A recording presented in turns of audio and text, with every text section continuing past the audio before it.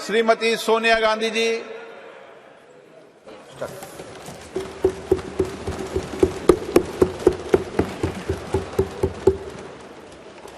अध्यक्ष महोदय, आपने मुझे बोलने का इजाज़त दिया, मैं आपकी आभारी हूँ।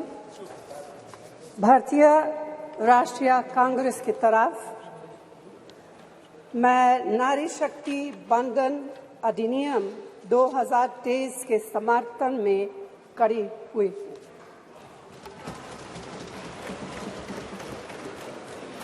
धुएं से भरी हुई रसोई से लेकर रोशनी से जगमगाती हुई स्टेडियम तक भारत की स्त्री का सफर बहुत लंबा है, लेकिन आखिरकार उसने मंजिल को छू लिया है।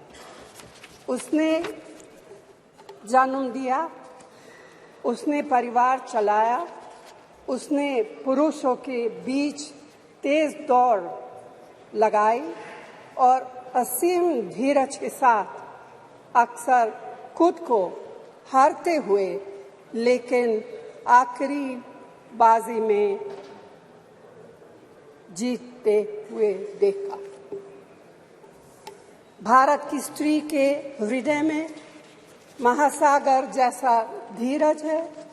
उसने खुद के साथ हुई बेईमानी की शिकायत नहीं की और सिर्फ अपने फायदे के बारे में कभी नहीं सोचा। उसने नदियों की तरह सबकी भलाई के लिए काम किया है और मुश्किल वक्त में हिमालय की तरह अडिग रही। स्त्री के धैर्य का अंदाज लगाना नामुमकिन है। वह आराम को नहीं पहचानती और तक जाना भी नहीं जानती। हमारे महान देश की माँ है स्त्री, लेकिन स्त्री ने हमें सिर्फ जन्म ही नहीं दिया है, अपने आंसुओं खून पसीने सींचकर हमें अपने बारे में सोचने लायक, बुद्धिमान और शक्तिशाली भी बनाया है। अध्यक्ष महोदय, स्त्री का मेहनत, स्त्री का गरिमा और स्त्री के त्याग की पहचान करके ही हम लोग मनुष्यता की परीक्षा में पास हो सकते हैं। आज़ादी की लड़ाई और नए भारत के निर्माण के हर मोर्चे पर स्त्री पुरुष के साथ कंधे से कंधा मिलाकर लड़ी है। वह उम्मीदों, आकांक्षाओं, तकलीफों और घर गृहस्थी के बोझ के नीचे नहीं दबी।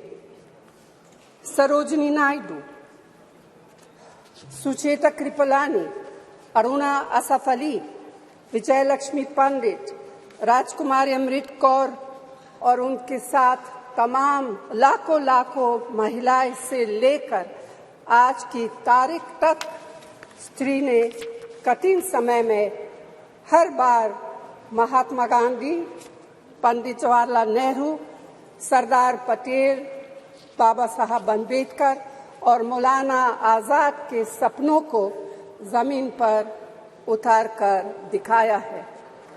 इंदिरा गांधी जी का व्यक्तित्व इस सिलसिले में एक बहुत ही रोशन और जिंदा मिसाल है। अध्यक्ष महोदय, खुद मेरी जिंदगी का यह बहुत मार्मिक क्षण है। पहली दफा स्थानीय निकायों में स्त्री की भागीदारी तय करने वाला संविधान संशोधन मेरे जीवन साथी राजीव गांधी जी ही लाए थे। उन्होंने लाए थे जो राज्यसभा में 7 वोटों से गिर गया था। बाद में प्रधानमंत्री पीवी नरसिम्हा राव जी के नेतृत्व में कांग्रेस सरकार ने ही उसे पारित कराया। आज आज उसी का नतीजा है कि देश भर के स्थानीय निकायों के जरिए हमारे पास 15 लाख चुनी हुई महिला नेता है। राजीव गांधी जी का सपना अभी तक आधा ही पूरा हुआ है। इस बिल के पारित होने के साथ ही वह पूरा होगा। अध्यक्ष महोदय, कांग्रेस पार्टी इस बिल का समर्थन करती है। हमें इस बिल के पास होने से खुशी है, मगर इसके साथ साथ एक चिंता भी है। मैं एक सवाल पूछना चाहती हूँ। पिछले 13 वर्षों से भारतीय स्त्रियां अपनी राजनीतिक जिम्मेदारी का इंतजार कर रही हैं और अब उन्हें कुछ वर्ष और इंतजार करने के लिए कहा जा रहा है। कितने वर्ष? 2 वर्ष, 4 वर्ष, 6 वर्ष, 8 वर्ष? क्या भारत की स्त्रियों के साथ बर्ताव उचित है?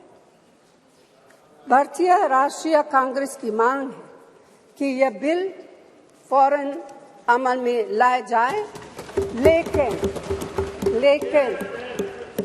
लेकिन इसके साथ ही कास्ट सेंसस कराकर शेड्यूल कास्ट,